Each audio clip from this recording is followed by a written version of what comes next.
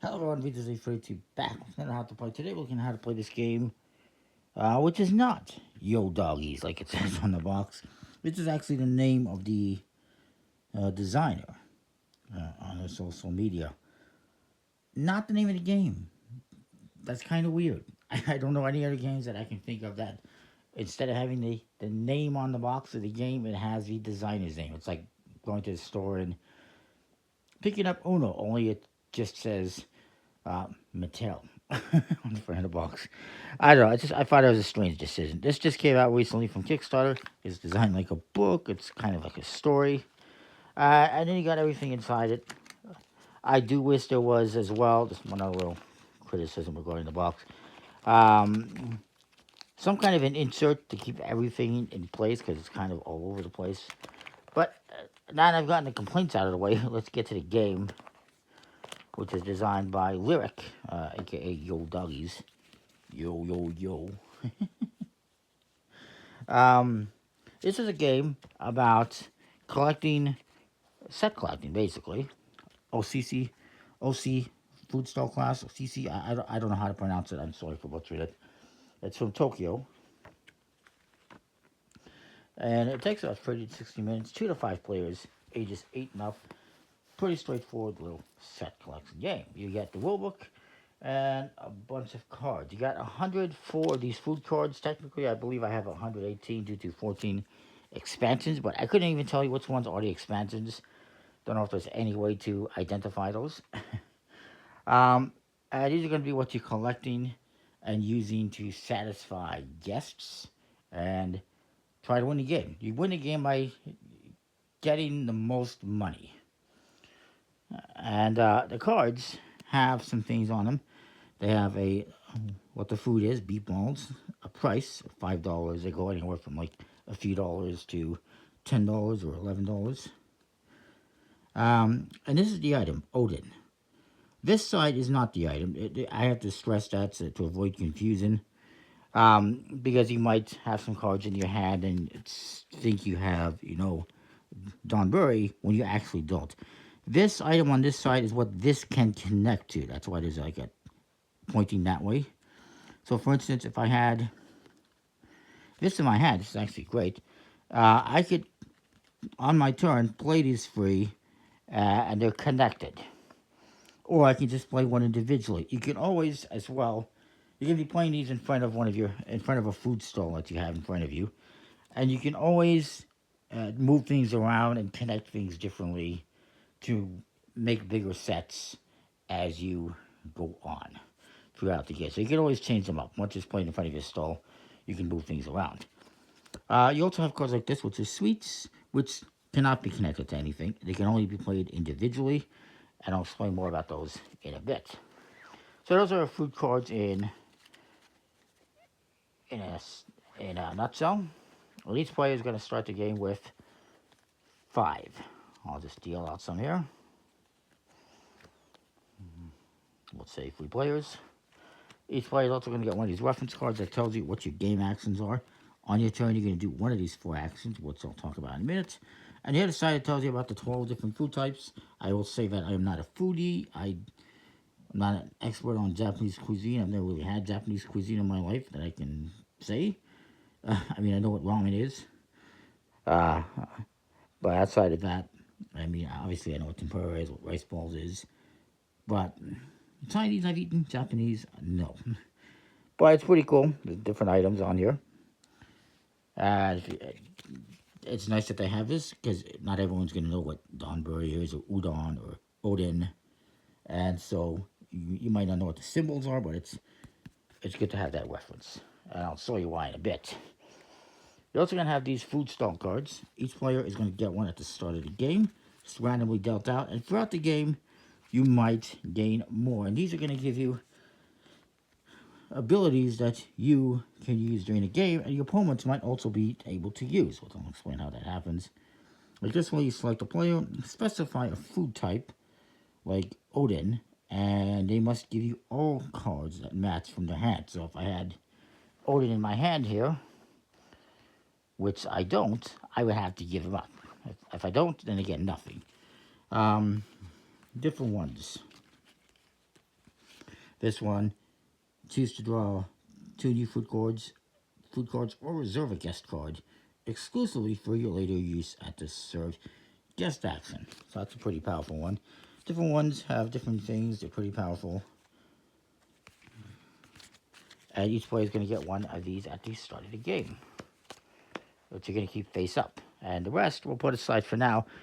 They will they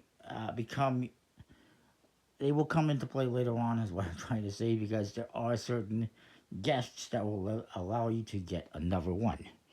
And then you have the guests. And there is 12 stall cards, one for each food type.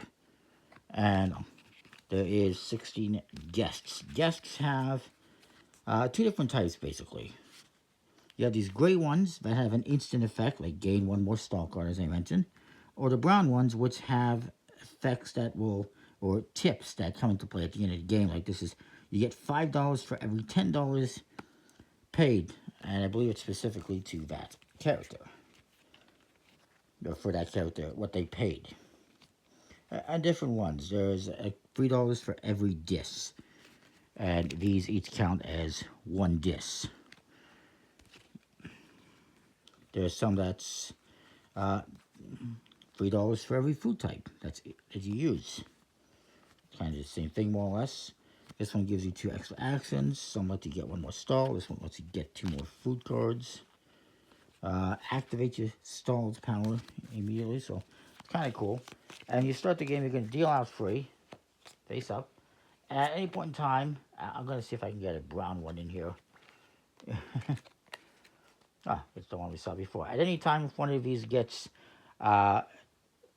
claimed by one of the players, you replace it immediately. So, everyone's got their hand of cards, 5 cards. Everyone's got a stall, and everything else is set up. We set up 3 guests. We set up a food stall over there, this deck, and the food cards. The food cards are known as the menu, basically. And so I shuffle all the cards up, play 3 face-up guest cards. Each player randomly draws a food stall card, places it face up in front of them, and you reveal the powers to your opponents. And then each player receives 5 random food cards. This one, the power is: declare a food type. Players without that food type must give you a card from their hand. So if you say, Don Burry, and nobody else has Don Burry, they have to give you a random card. This is a special stall, specials. This one lets you view 4 new food cards, and you choose one to acquire from that deck and discard the rest. This one, the Udon, lets you draw new food cards equal to the cards left in your hand, ensuring your total does not exceed 5 cards. So right now, it would not be a good idea to use that because I have 5 cards, and I would go over 8. 8 is the hand limit. On your turn, you have 4 basic actions you can take, as stated here on the back. 1, explore the new menu. That is simply on your turn. Let's say it's my turn. I got the beverage stall. I can simply draw 1 card from the deck and add it to my hand, and that would be my turn. Next thing I could do is I can cook the food. Let's go to my next player here. If they want, they can cook food, and if they have stuff that combines, which they don't, they can combine more than 1, or they could just play 1. When you play a card in front of you, if it matches this, in this case the special, which they don't have, they would activate this ability and carry that out. But they don't have that ability, so they just play 1 in front of them and basically collect it. Another action you can do on your turn, so you can draw a card, you can play a card or a set of cards as long as they are connected. So in this case, if I had Odin, I could also play that connected to the beverage. If I had something else to connect it to Odin, I can play that as well. You can really play as many as you want. Another action you can take on your turn is you can trade the food. I'll see if I can do this with this player. But what that means is this player, they can take this beverage card and play it and give it to me. They trade it to me.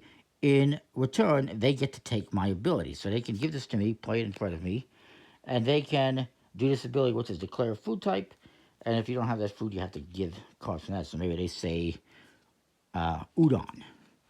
They say udon because that's their card. So why not? And if you don't have that, you have to give up a card. So this guy has to give up a card. He'll give a condiments. Do I have udon? I don't, so I have to give up a card. So I'll give up this snack, I guess. And they would get those cards. If I had udon or whatever they named, then I wouldn't have to give anything up with this ability. The fourth action you can take is you can explore the menu, you can cook the food, you can trade the food, and the fourth one is you can serve the guest. If you ever have the cards required to satisfy a guest, you can acquire that guest and put it into the score pile with those cards. Nobody can do that right now. Well, I'll talk about the guests in a minute here. I'll talk about them now, I guess, actually. There's, again, two different types of guests, basically.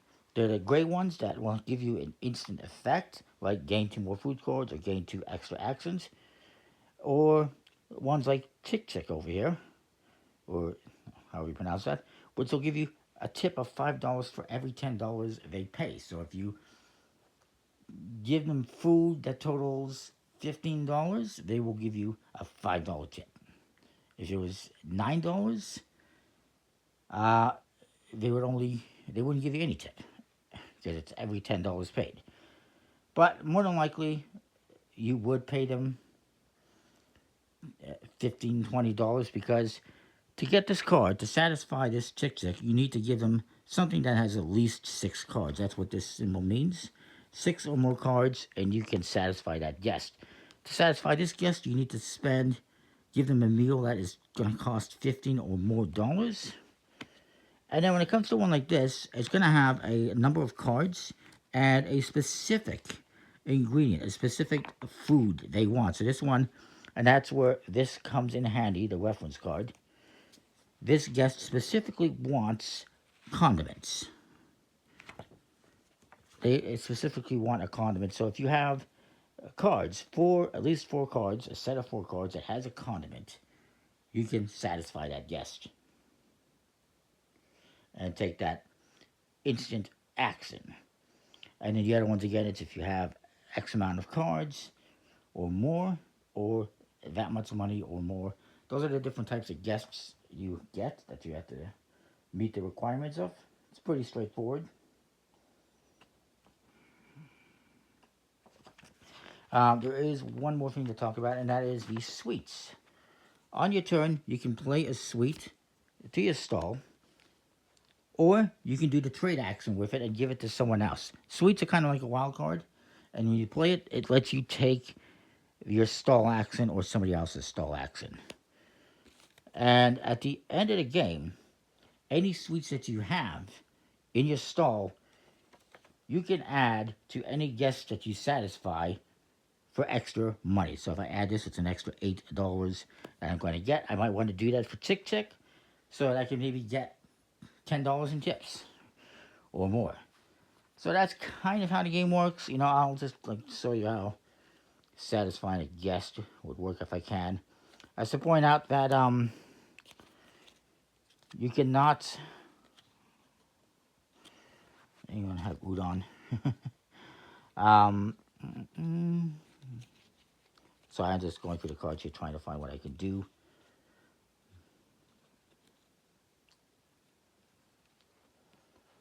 They can play like that. Rice ball connects to snacks, connects to tempura, connects to udon. And that's $14, $17. That's not enough to satisfy anyone, unfortunately. Or was I saying? Or was I going to say? I forget. I apologize. I lost my train of thought. But basically, you'll be collecting cards, playing them in front of you. Maybe at some point in time I play this down and connect it to the sashimi. And then eventually I connect it to here. And now I have 5 cards. I do have $15 or more dollars, so I could satisfy this guy and gain 2 more food cards. Or I can, continue. You don't have to satisfy a guest, even if you can. connect these two. All right, let's just say at the end of the game, I have this. Then I'll add a suite to it. But basically, once I have these cards in front of me, and you can't even see them. I apologize. um, let's say I've collected these cards, and I have this set in front of me, and I might have collected a couple at one time, three at another time, and then eventually join them all together. I now meet the requirements for this guest, 6 or more cards. So on my turn, I could satisfy that guest by collecting it and playing these cards on top of it and setting it aside to the score pile. At the end of the game, I can add the fruit to it, the sweets, with that matcha that I got. And then, at the end of the game, which is going to happen, the game ends, and again, we got another guest here. Oh, it's cotton. Cute. It's very cute artwork. The end of the game comes once a certain number of guests has been served or satisfied. It's going to be 7 guests for 2 players, 8 for 3, and for 4 or 5 players, it is 9 guests. So once you have a total of 7, 8, 9 guests out in front of you, the game ends immediately and you will score. So at the end of the game, if I have this, I'm going to get this bonus, $5 for every $10 spent, and you just add up the values. I got 10, 25, let's see, that's 30, 48, $51 plus $5 for every $10. That's another $25. So that's like $76, if I'm thinking correctly. And you would get that plus any others that you have. And whoever has the most money wins. It's a pretty straightforward game, set collecting and satisfying guests. Not the most original idea, but it's a really cool how it plays out and all the different things you can do and how you can use your opponent's abilities or use yours. You can use the suites to do any ability if you want. And but keeping in mind that suites can also give you points, adding them to your guests at the end of the game, so you might not want to give them all away to your opponents to use their abilities. And keeping in mind you also have an 8 card limit. If at any point in time you have more than 8 cards, you must discard back down to 8. But yeah, it's pretty nice, fun little cute art, a nice interesting book box. And my only, again, complaint is I would have liked that there was something to keep the cards in place inside the box so they're not all over the place. And they should have put the name on the box. It's just a minor thing. Anyways, a weird thing. That is that. That's OC Food Stomp Class. Hope I'm saying that correctly. I like it. I'm not quite sure where you can get it, but I'll post a link to the website if they have one in the description or the social media. And yeah, it is also the social medias. Yo Doggies on Instagram, in case you're wondering. So yeah, it's pretty cool. This is a Kickstarter game. I liked what I saw, so I got it. And I do like it. So that's that. See you next time. Thanks for watching.